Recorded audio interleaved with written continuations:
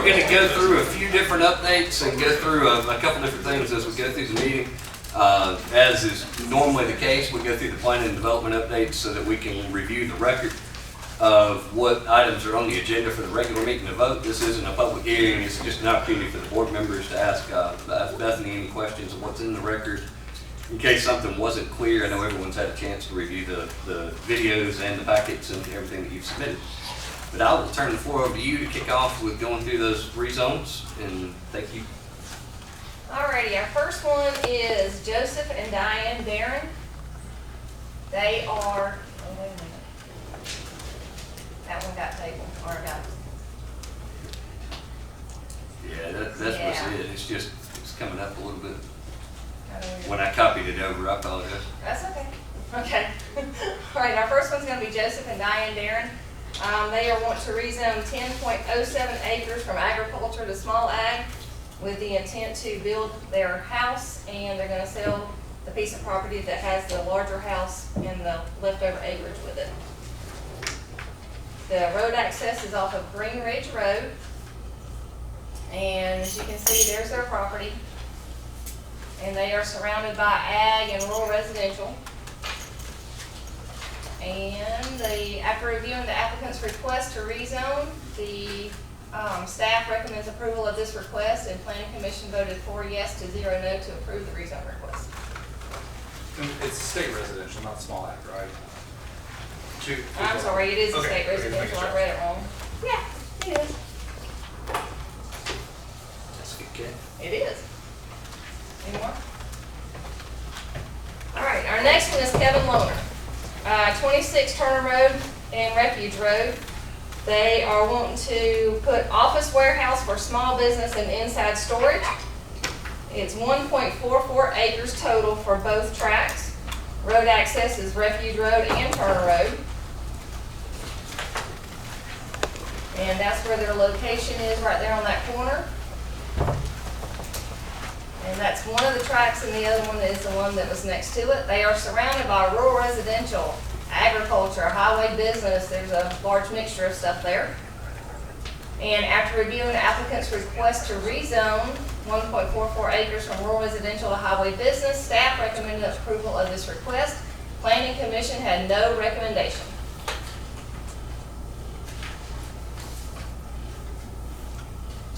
Questions? I don't know. Okay. All right, the next one we have is Tanner Cummings with Bliss Holdings LLC. They are wanting to take 48.42 acres and rezone it from agriculture to highway business.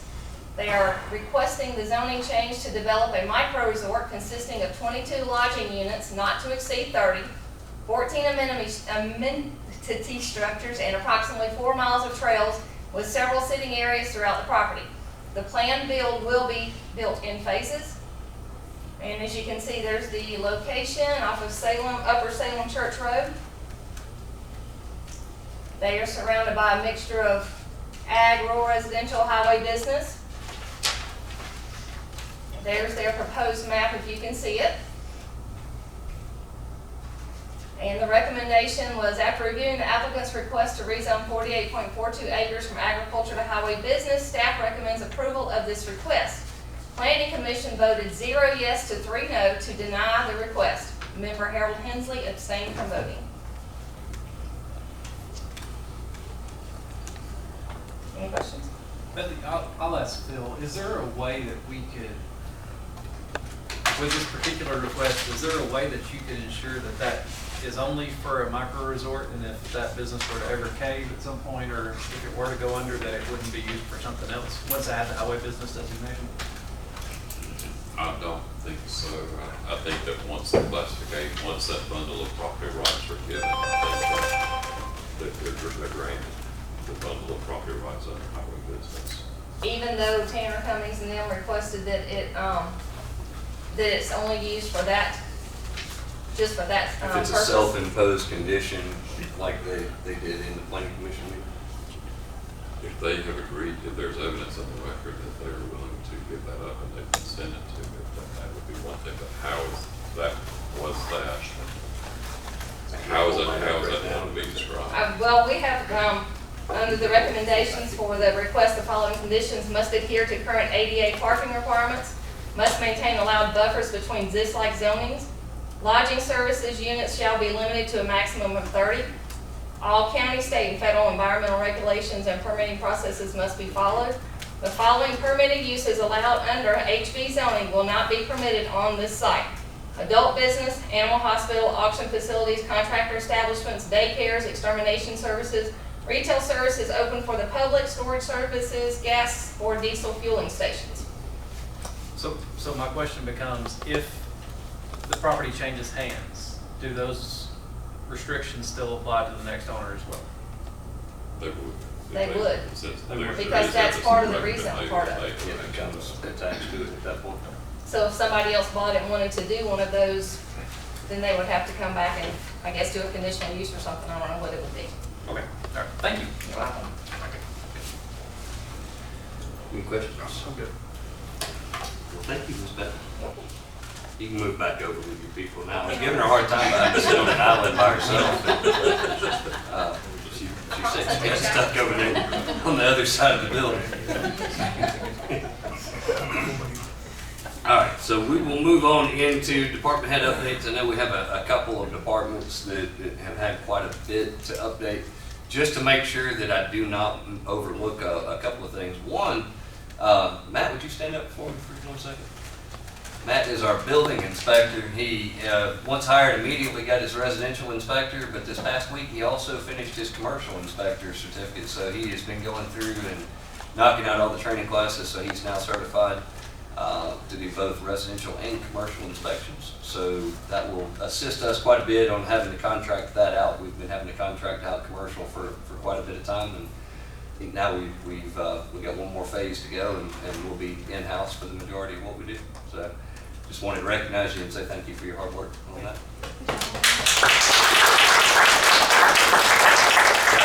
Big head, he won't come to work tomorrow because we all celebrate it. He has gone through the training classes really fast, and it's impressive. Apparently, he's kind of smart. We appreciate you very much for what you've done. We'll kind of go back through a couple of places. I know before I asked Brian, we've got flyers up front when we go into the regular meeting to make sure we are having a town hall meeting on the 29th, which is where we get to sit up on the stage and take all the shots. But the whole purpose of the town hall meeting is to listen to ideas from the community about parks and recreation. And that way, as we look to how we take the little pot of money that we have and how do we best invest that into parks and recreation. I made a joke when we were doing the podcast with Graham a little while back that we've got 34,000 citizens and about 20,000 ideas on what the next step that we need to take with the park is, and some of them range from $15 million projects all the way down to a couple $100 projects. So it's wide, and we want to make sure that we give the community a chance to get input before we really set forth the goal on that. So that's coming up the 29th at the Pickens Junior High at 6:30. We're going to have it in the auditorium so that we can have the audio and video equipment, and hopefully we'll have a lot in attendance. I know the Progress ran an ad this week, and I think they're going next week. There's another one to go in there as well. So to make sure everybody's aware of that. Friendly faces are always nice. If you're an employee and you show up and you say something mean, then we're going to have to sit and talk. But you are citizens too, so you can speak up. I would wear a mask before you do that, just in case. We'll go over to the road department. I know you guys have still been covered up in cleanup, so what you tackle? Yes, sir. We're still literally chipping away at it. I'd say we're probably looking at we're between 40 and 50% done right now. We've hit a lot of the hard hit areas. We got Fitz Road and Dank. That was one of the hardest hit areas. Got Bent Tree Drive last week. A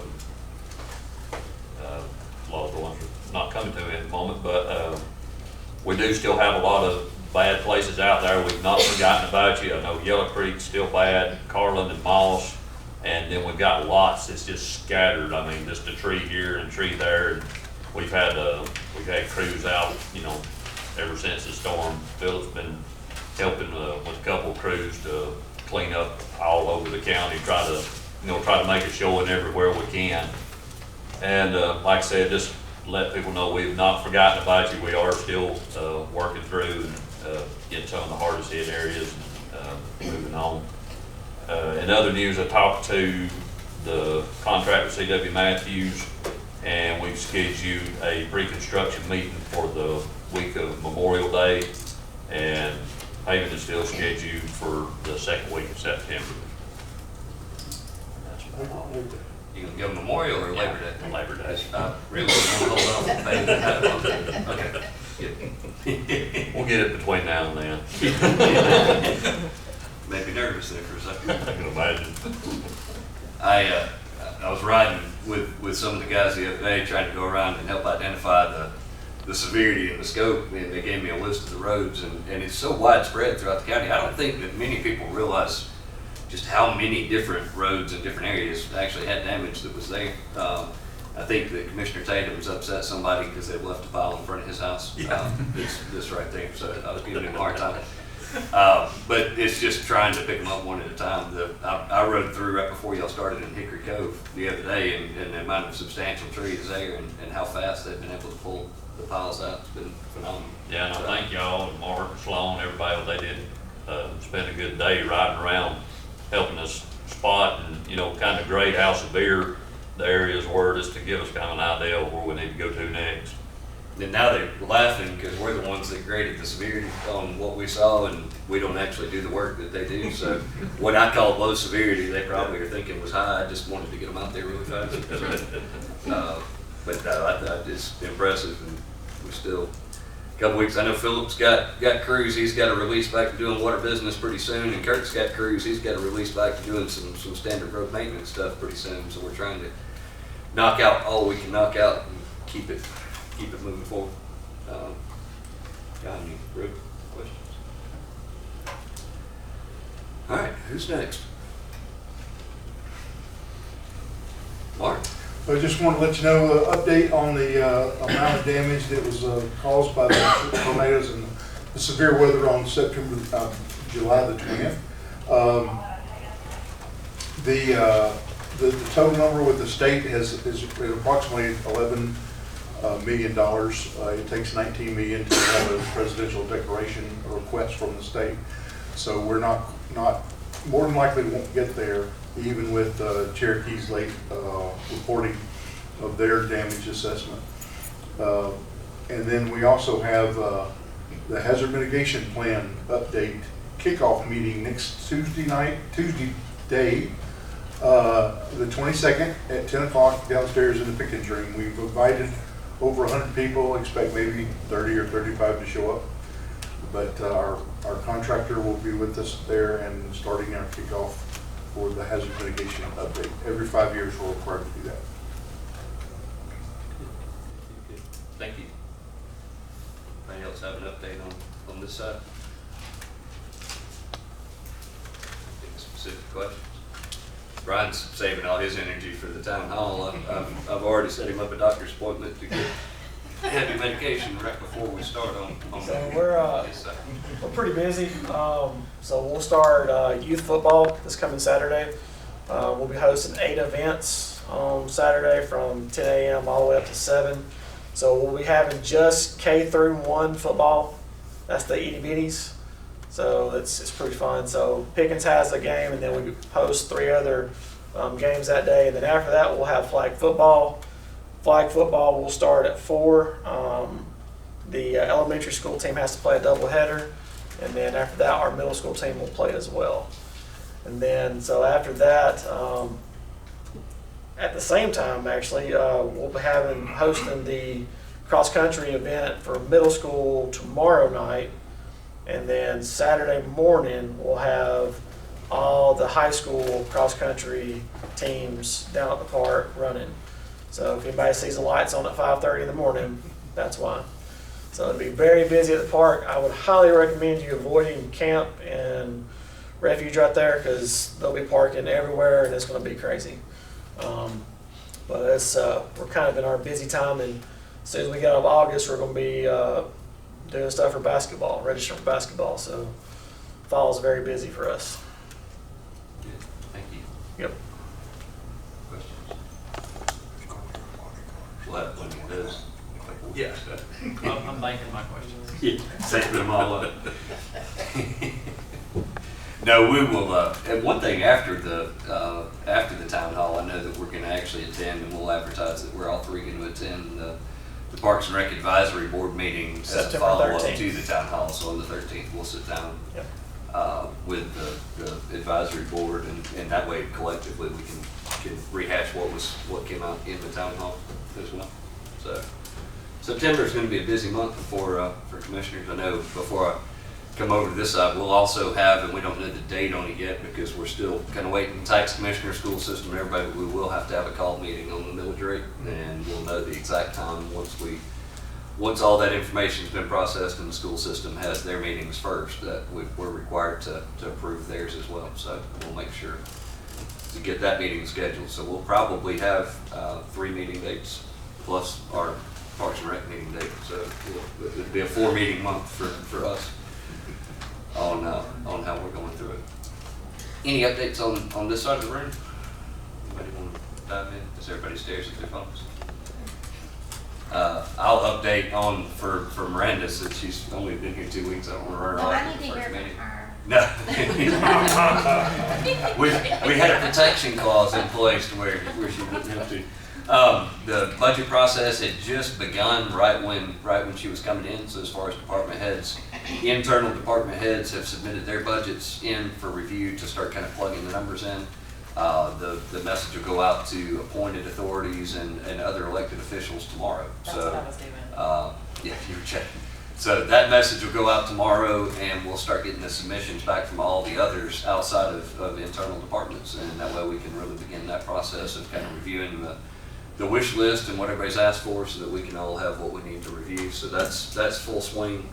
The conversion of the financial software is also full swing. We brought her in right in the middle of just a few weeks before going live on the finance side of the new Tyler Technology software. So they've been meeting pretty aggressively, trying to get prepared for that, and we definitely didn't let her swim in the kiddie pool very long. She jumped in the deep end right off the bat. So I appreciate you for everything. I'm moving right along. Anybody have finance-related questions? I'll be nice. Yeah. Yeah. I think the transition has gone very smooth up to this point. I think there's been a lot of good reception. So I haven't heard anything bad yet. that's good. Then we're winning. Next podcast. Do you have a date scheduled on? It comes out the first Monday of every month. First Monday of every month. So we're just 2 weeks away then. Yep. We'll have that one rolling out. And what's the topic on this one? It's going to be school safety, so we'll have meeting with one of the SROs, and Chris Wallace walk us through some of the new upgrades they've got. Okay, good. So be looking for that podcast will roll out in the very near future. Chief Braitherd, I'm scared to ask you, but all well in the fire world? It's the promotion season. It's the promotion process right now. We're winding down. So we'll be seeing you the first meeting of next month. Finish that up. Okay. So I knew I felt safe that you weren't going to say anything like you said last time, because I watched yesterday on all the calls that were coming through, and it definitely didn't qualify for that. We'll make an announcement during the regular meeting, but just in case that some of you weren't aware, last night we did have a Superior Court judge, John Worcester, passed away at his home. Very heart attack. I don't know the exact cause, but he did pass away last night. So if anybody that's questioning the flags being at half-mast, that's why they were lowered on all county facilities. He served the county well, from juvenile court up to Superior Court, and has impacted a lot of people throughout his time. So we'll definitely be sharing the arrangement information once it's been received, and that way we can try to pay our respects there as well. But we'll make a more formal announcement during the regular meeting. I just wanted to make sure to bring that up in here as well. General discussion, any other things you guys have got? It's a pretty day outside. Yeah, it is. One day I'm just gonna come in here and be quiet. Under general discussion, and it does kind of fit with that, we're working on trying to create a a schedule and an agenda of the way we're doing our meetings now. Right now, we're having both a work session and regular meeting twice a month. Would be to shift and transition the way the work session's done to where it's more of a conference room environment with us sitting across from each other and then bringing in so that we can talk on policies and making the department head updates become a more formal part of the regular meeting, which will be on the third Thursday. So that way we would kind of divide them back out, but with a little bit of a difference in the structure. The plan is when we come back in for our next work session in September would be to give a sample of what that agenda could look like, and then that way we can open up for discussion with all of us. So at the moment, we're going to continue doing it as we're doing it, but in the future, trying to look at a way that it's more interactive to where you guys can start digging through some of the ordinances and policies collectively in that meeting setting, and then we'll bring in department heads during the regular meeting with some statistical information. So, all right. Any discussion from anybody else that I've overlooked or missed? We will go ahead and wrap up the work session. We do have a regular meeting scheduled at 5:30. Look forward to seeing everyone that can be here at that. Thank you.